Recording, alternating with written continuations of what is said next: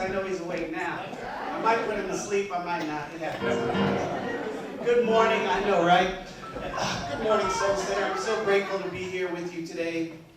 I've done this with you many times on Father's Day. I think this might be one of my, surefire Sundays. Get back in the present. Get back in the present. I think I just transitioned through time real quick because I remember the first time that I was able to come here on Father's Day. Suddenly it just whooshed into my awareness, and I kind of shared with you why I wear my bow ties. So most of the time when you see me wear my bow ties, most of the time they're my father's. This is one of my father's. I gave away all of my neckties and started wearing these bow ties, and now I buy my own, so I'm all grown up. But this is one of my father's, and as I got dressed and was thinking about what I would put on today, I just was in remembrance of him. And then just a few moments ago, my cousin Larry is at the Veterans Memorial Cemetery, which isn't too far from here. It's closer here than it is to my house. And slipped me a picture of my father's grave and his stone, and he put flowers. So it's just a beautiful day to just take an opportunity for me to remember someone who, for me, has been such a great teacher in his eternal existence. I have learned so much more about life, about myself, and even on some levels about who my father really is and who he really was on his journey after his life than during. For me in particular, with my dad, he was an amazing father. He was there. His skill set lacked a high level of intimate communication with me. That was just what he lacked. That just was not his area. And then there's a wonderful teacher that said once, I can't think of his name right now, it'll come to me. If you really want to know who your parents are, look at your grandparents. Because you then get to see who raised them. And then everything started to make sense. I love my grandma, but boy, I'm glad she didn't raise me. I'm glad I have my dad. And that's not a knock on her. That's just who she was and who her journey was. And it's as I look at my dad, I'm able to see a higher version of him and her as I'm able to look at that journey. Does that make sense? Yeah. So as I'm saying this, I'm talking about a very personal journey. But what we talk about when we come together at Soul Center is the impersonal. We talk about the divine. We talk about spirit. We talk about God. We talk about that presence that is intimate with us, but it's not so personal to us that it selects us out and makes us special. It's the same for you, and you, and you, and you, and me, and you, and you, and the band too. For all the wonderful stuff they do, right? And so as we look at this, and we are here on Father's Day, there's a lot of archetypes that we can look at, and there are a lot of ways that fathers show up. You know, they utilize that term, the fathers of our nation, right? And we start thinking about the founding fathers and the people that established the United States of America. We look at ideas of fatherhood, and traditionally the divine in most cultures is looked at as a he. Right? It's looked at as a he. It's referred to as him most of the time. However, when you think about it, what purpose would the presence that doesn't have a body, that doesn't have biology, that created everything had to come from it, what purpose would it have with a gender? It doesn't really need one. It's not trying to create anything with someone else because it is the all in all. It had all genders and all completeness within it. So when you perceive this idea of a presence, you're able to kind of open yourself up and see, hey, it's all things. So it's all things on Mother's Day. It's all things on Father's Day. It's all things during Breast Cancer Awareness Month. It's all things every day, all the time, and it's everywhere. One of the things that I want us to always be clear about is no matter how many stories we hear about the wars and the tragedies that are going on, whether we know about what's happening in the Sudan right now, whether we continually know what it's like to grow up in India and certain pockets of it, whether we know what it's like to try to migrate across a whole country to get to another country, just the idea of something we should be clear on.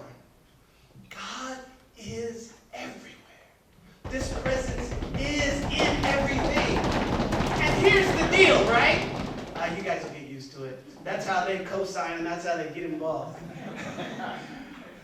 The thing we want to always remember is no matter how we judge a circumstance from our human experience, like we don't want people to be murdered, we don't want people to be enslaved, we don't want people to deal with domestic violence, yet in all of those situations, God is.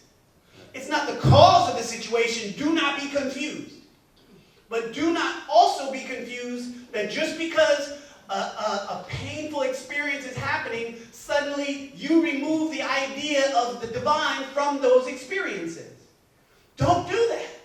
Because now you're making an agreement with something that you really don't believe in to begin with. You're agreeing that in these most difficult and challenging circumstances, that it can't be. God would never allow that. Except for, we all know that pain is a part of this human journey. So I'm going to come back to that. Pain is a part of this human journey in a minute, and maybe why don't I tell you what I'm talking about today? So my topic today is use it or lose it. Use it or lose it. And I got asked by both Patricia and Jessica if I was sure.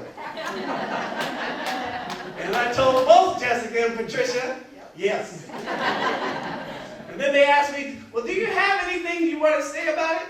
What did I say, Patricia? Nope. Because you're going to get it all right now. The other part of this, use it or lose it, is application, appreciation, ascendance. Say that for me. Application, appreciation, ascendance. So now let's go back to pain. I know you were waiting for that. In order to come into this world, you had to cause your mother great pain.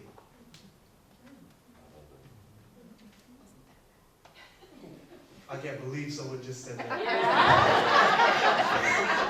I will tell you what they just said. I'm really good at that part when you hear. I'm a former teacher, so when people think I don't hear things, generally I do. And somebody said, because I don't know who it wasn't that bad. Look, I learned a long time ago, as a man, what I will never do is tell a woman anything about birth. We can talk about it, we can share ideas, but I'm not about to tell you it wasn't that bad. And I'm definitely not going to say, oh, I've been through worse. At least not while I have all my limbs and I didn't go through the Civil War where they had to amputate without anesthesia. Like, I've skipped past that. So when I'm talking about this idea of pain, there are certain parts of this experience that we call human life, that we call our journey, that we really try to get rid of instead of embrace. And birth is a perfect example. I know it's Father's Day, we're talking about birth. We'll get back over to that too. This idea that pain is a part of life has to be embraced. It has to. Because if you were to resist all of the pain that you experience, if you had the ability to, you wouldn't even grow teeth. All babies do is scream like, oh, another incisor. That's what they're saying, right? Oh, another molar, not another one. That's what they're saying the whole time. All of these teeth are crushing through their gums. It's a part of the design. And so we look at it lightly, and so then we can start moving through the difficulties and the challenges of life much more fluidly. And so the first A was what? Does anybody remember? Application. How many of you right now have some things, just by show of hands, that you're worried about, that you're concerned about, that you want to work on, that you want to improve on? Universal, right? Not show of hands, and this is an inner check. How many of you are using your spiritual practices to address them? Not often enough. Say it, Rena. Not often enough. Thank you. Application. I'm going to go buy some paint. I want to paint my house. I go buy paint. Set it in front of my house. Somehow my house doesn't get painted. Why not? What must I do with the paint? Apply it, right? I thought that was hilarious too. I was like, gee, God, that is a great example. Because I've never really thought about that before, but they talk about that with paint, right? I mean, and then there's a whole process, right, with painting. If you've ever seen a bad paint job where basically people just roll paint over other paint, you also can see some spiritual insights there, right? Come on with me now. We've all seen a bad paint job, and we're not just talking about on fingernails, right? We've seen this. We've seen it. We've got it clean. We've got to come across. Sometimes you have to strip it down. At the very least, you want to know what you're working with, and so you must apply the principles and practices that you have learned. If you haven't learned them yet, what should you do? Learn them.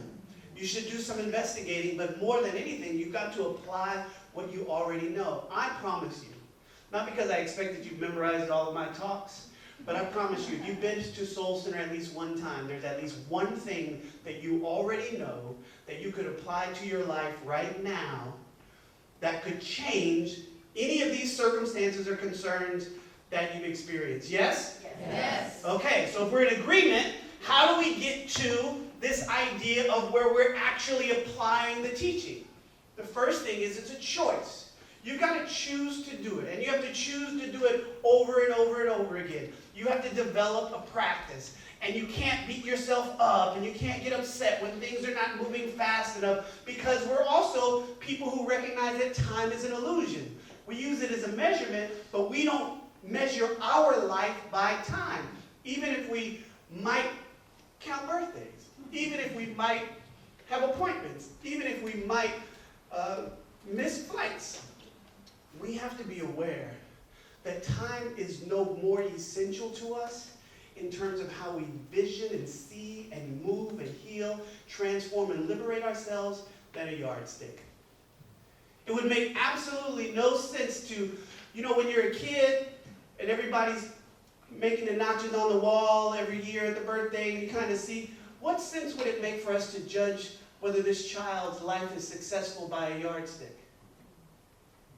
That's just as how important, it makes just as much sense to do that as it would for you to judge your life based upon where you are in age. Do not judge your success or failure or any of those things based upon how old you are or how long you've been at it. If you just go into the theory of the 10,000 hour rule, at the very least, it's estimated that it takes 10,000 hours to become a master at anything. And so you're just more patient and more gracious with yourself, but you have to apply the teachings and the practices you know, and you've got to make a decision. But here's the thing. Before you do that, you get to the second A. Who remembers what the second A was? Appreciation. What's another word for appreciation? Gratitude. I just like the A's, so I kept it. But we must have an awareness of appreciation at all times. You don't want to thank God for the pain of birth, but why be angry? There are certain things, if it is what it is, just as it is, not judging it good or bad. If this is a thing, right? The pain of childbirth, or even from the father's perspective, the pain of your wallet. I'm kidding. Children are expensive. Sorry. I didn't ask for the strobe lights yet, Jessica. Whatever you approach this with, if you embrace these things, you have a completely different experience. Especially in the birthing process, if you start bringing in those who can help guide you through it. The ancient ones seem to have children just fine. They had challenges, but the indigenous populations always had groups of women around the women, and they gave them space and place to do that. And you know who was protecting them? The fathers. The fathers were keeping the space. They were establishing a territory so that the women could do their thing, so that the children could do their thing. And of course, in many cultures, the women were doing it too. The men have very limited powers in the birthing process. And unfortunately, we seem to think that we're the best to legislate it. I would simply say that we're not necessarily the best to legislate it because most of us don't know enough. And most of us just don't know enough about what our other brothers, the other men are or are not doing, and we're just not honest about it. So the idea that we would dictate how women should move through the world specifically on a thing that they are the absolute experts and masters of, a little concerning. Just a little bit. And as we look at this, my thought also is, how many of us realize that African American women have a birth mortality rate that's not just higher, but it's the equivalent of underdeveloped countries. The mortality rate, meaning the death of women, black women, African American women, in childbirth is far higher than it is for our Caucasian white friends, Latino friends, Asian friends. And yet there are people, and we're not getting political, we're just giving information. There are people who want to legislate the idea that, well, you should just die then. Because that's the other thing that you say when you don't say it all, when you don't talk about it all. You tell people that you don't really care about life because you say it's wrong to provide the prenatal care that would change that.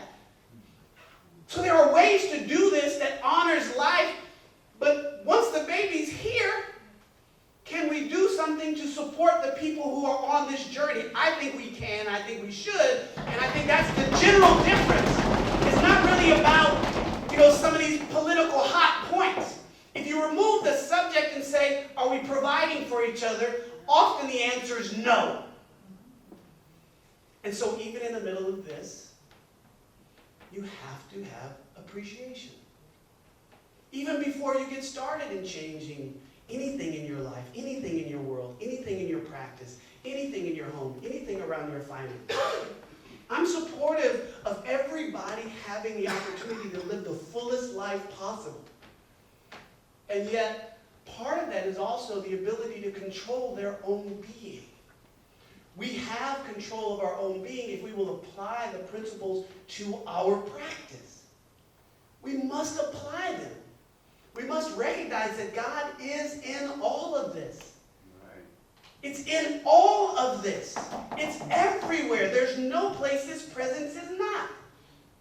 Many people have been caught up in the wave around the Showtime docuseries When They See Us. And for the first time, those of you that haven't heard it, check it out. For the first time, people are getting a glimpse of a system other groups of people have been trying to tell them about all along. And then there are still people defending it, even though there's court transcripts, even though there's information, even though all of this stuff is here. We're trying to we're in a better time than ever for us to really connect with each other. And we're being given the doors and the windows into people's experiences that we had no idea about. Like when I think it was Clinton at the time decided to try to intervene in Rwanda and do those kinds of things, Americans in general didn't know what was going on over there. I surely didn't. But then when I see the movie Hotel Rwanda, and then I start learning about these situations that were manufactured and created people in oppositions and forced them to hate each other and divided them and created segregation, and then gave them weapons so they could start killing each other. And still in all of this, appreciation for life. Appreciation for the information that we now have. Appreciation for the journey. Not approving it. That's not what that says. There's just appreciation, walking in gratitude, and a particular kind of gratitude to be sure. It's an absolute, resolute, decided, purposeful gratitude. Not a, I'm I'm so grateful that's not me. It can't be that, because you immediately put yourself in separation. That's not what we're about at all. That's not this teaching. That's not this community. That's not you.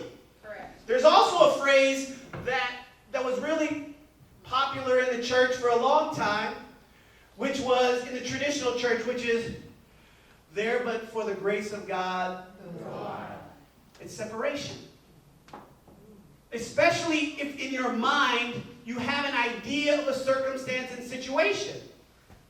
Instead of just being grateful, just dropping into gratitude because I lost $500, dropping into gratitude because I lost my job. Not be at the cause of it when I've lost my job. Let me rewind and restate that. Dropping into gratitude even when I lose $500. Dropping into gratitude even when I lose my job. Dropping into gratitude even when my grandmother passes away. Dropping into gratitude in any and all these situations. Yes? Yes. So if we have this idea of application, if we have this idea of appreciation, we really get into the original idea where we started, which is use it or loose it. Understand this principle of spiritual law. That just because you're not consciously doing something doesn't exempt you from spiritual law.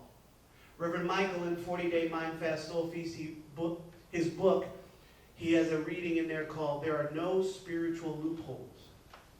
So there's no I don't know. There's no I was ignorant of. There's no nobody updated my software. Because we're operating in spiritual law all the time, everywhere, anytime. So what does that mean?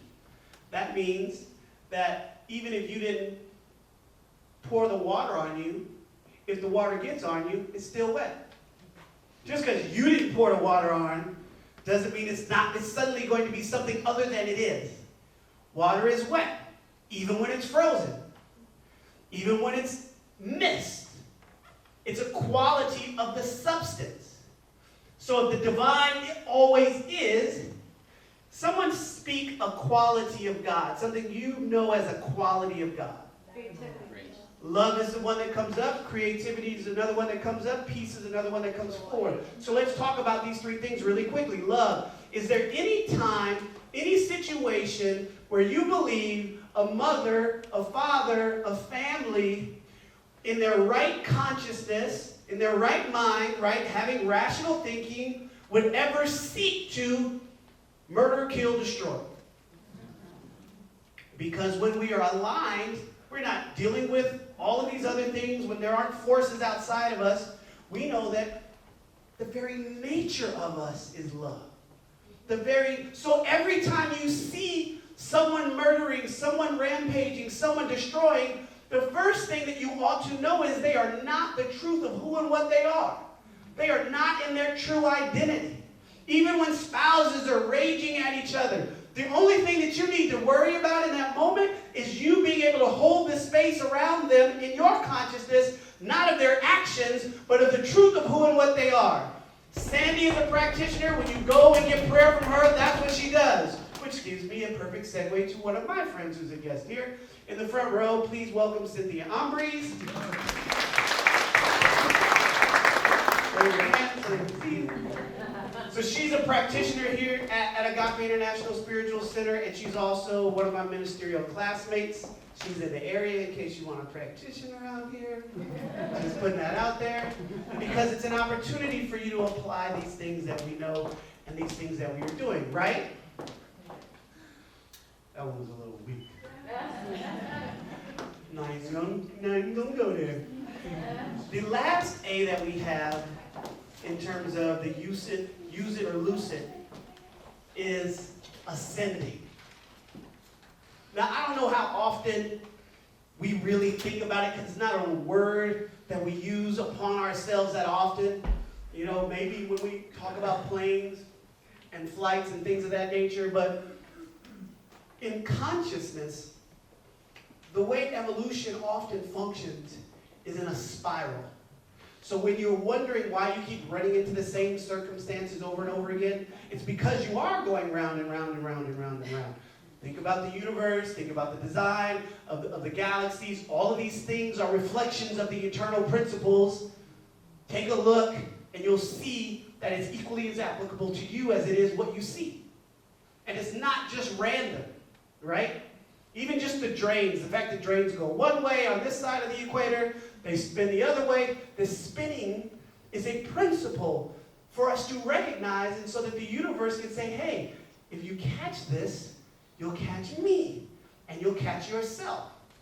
So as you awaken to this idea of ascending, you realize that you either use the principles and the practices, you either utilize your own divine qualities within you, the love, the peace, the creativity, or you loose it.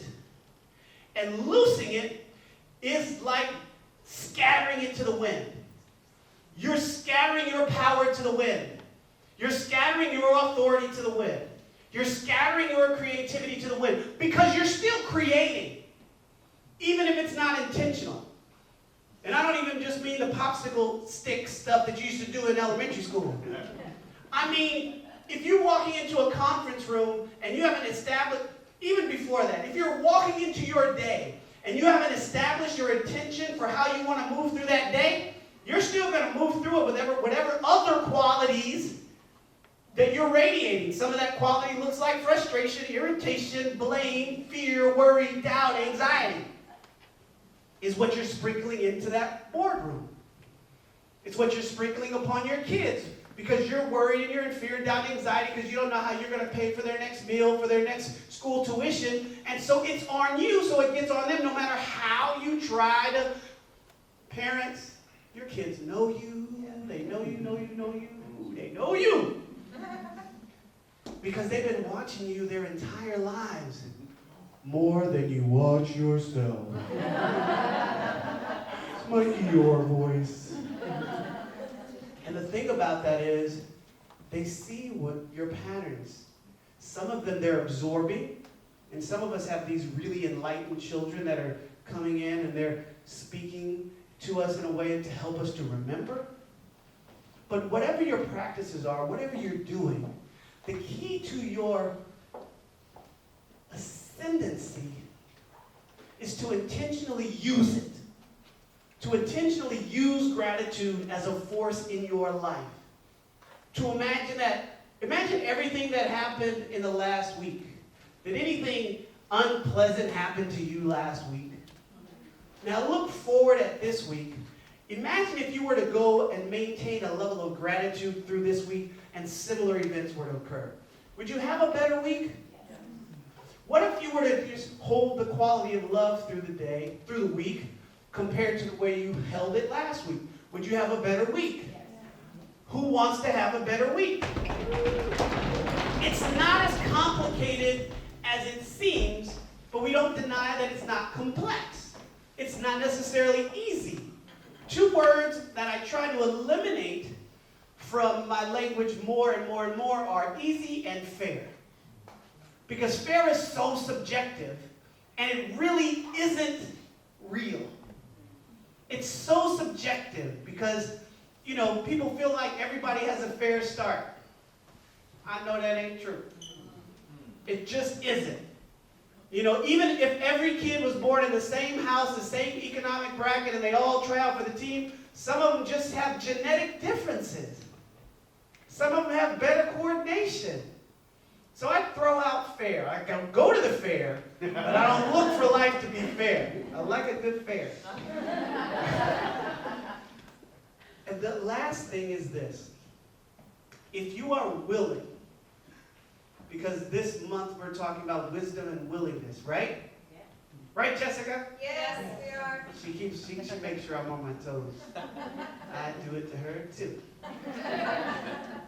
And if we're willing to apply the practices, the wisdom that is shared with us on a given basis, if we're willing to go into this journey with appreciation, if we're allowing ourselves to establish, the other part of ascendancy is having goals and plans and markers so that you can see yourself ascend. The only way that you'll know whether you're rising or not in general is if you have a marking point. Just like the yardstick, right? We know that Johnny and Rashawn, they're growing because the marks are different. We don't judge them by the marks, but they're marks, they're measuring points. We know that we're not where we used to be. How many of you, because you started coming to Soul Center, recognize the difference in your personal life? And so, next time you decide not to get up, remember that. There are probably more people in here in this room right now than we've ever had when I've spoken. And I'm so grateful that each and every one of you, when you look around, that you, those of you that have been here 2 years, those of you who've been here for 2 months, whatever it is, that you've stepped into this field of consciousness. And the one commitment that I will make that's an easy promise is that your life will never be the same. Especially if you will use the principles and practices that they teach in this community. If you will take the classes that Reverend Keith is offering, if you will go to A Course in Miracles, find the thing that works for you. Use it, because you can't lose it. You can't lose it because there's no loss in God. There is only the principle, the energy of life itself unfolding everywhere, always. Let us turn with them and do.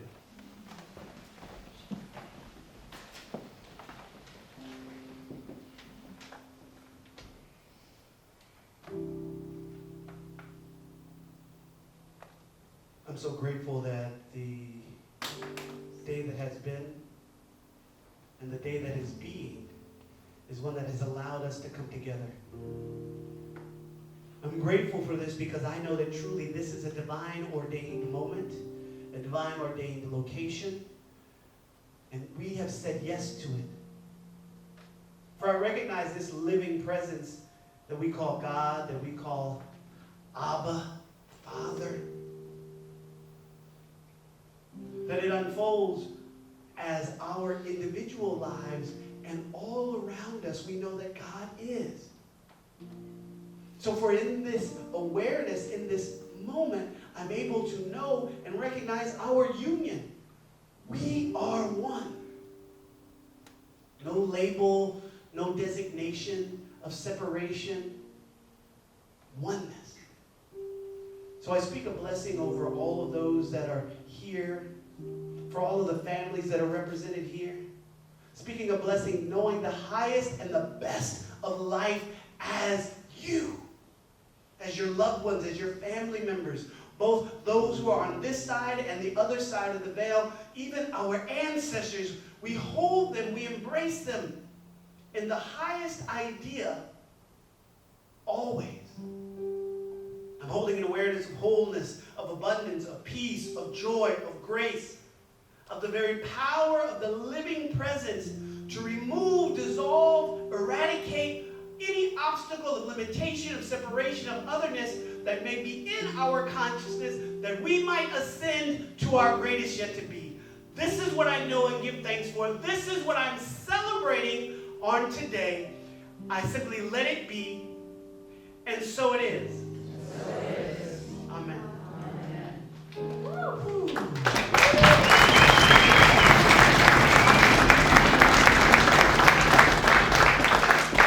Thank you so much. At this time, our ushers are coming forward. It's our time of sacred giving. And I don't know where you are in terms of your teaching about offerings and tithing. Put Mike and Bergen to work. All the Hawaii antics going on, beaches and such. I'll be on y'all Facebook page. It's so beautiful too. And I saw something else in the offering, in the bulletin that I hadn't noticed before. And if you look at the back of it, the top line is what I want us to hold in our intention, in our energy field today. And I think it's really beautiful awareness to have, because I want you to understand what you're doing when you're giving your offering. While it may be utilized to pay for bills and things that are incurred by the organization, that's not your primary concern. You might have that as an intention or as a thought when you make your offering, contribution, and your donations to this community, but that is not your primary role. Your primary role is to be in alignment with abundance, with blessings, with plenitude, to be a manner through which source can redistribute its energy. Money is just a unit of energy. Another way that we trade forces and factors. And so as you give, I invite you always more and more over the course of the week to think about how I want to give to my community. Some people tithe. They give 10% of their increase. There's biblical principle for that. But more than anything, look at how you want to contribute to your community. Some people contribute through time. Some people give of their talents. And some people give of their talent in terms of a coin, in terms of increase. And so I invite you to consider that, all of the ways that your life has benefited and continues to benefit because you are a part of this beautiful, growing community. Yes? Yes. The ushers are going to go forth now.